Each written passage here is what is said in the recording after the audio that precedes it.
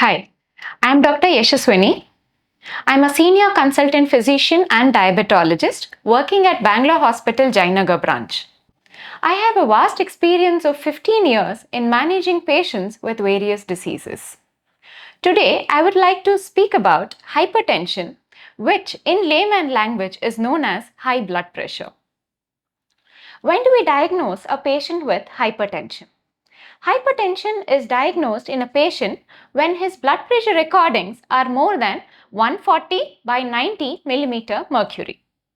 Do all patients with hypertension develop signs and symptoms? No.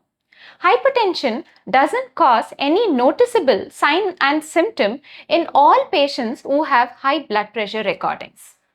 And that is why hypertension is known as the silent killer, because those patients with high blood pressure recordings can develop damage to the internal organs like brain, kidney, and heart without even known to be having high blood pressure recordings.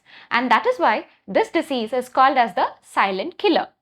But some patients with hypertension do have certain signs and symptoms in the form of headache and dizziness, as high blood pressure impairs blood flow to the brain.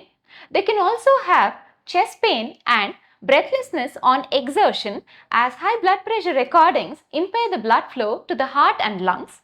And some patients even have blurring of vision due to damage in the blood vessels of the eyes. When we diagnose a patient with high blood pressure recordings, we do start them on antihypertensive medications.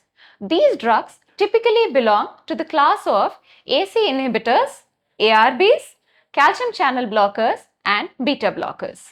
But in addition to these antihypertensive medication, patient involvement in the treatment is of utmost importance.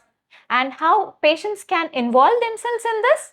In the form of avoiding excessive salt intake, by avoiding processed food, junk food, over-the-table salt intake, indulging in regular physical activity in the form of walking, cardio exercises at least for 1 hour a day, following that for 5 days in a week, avoid smoking, cut down excessive alcohol intake, and more importantly, be compliant to your antihypertensive medication intake, and please do visit your physician regularly for your BP monitoring.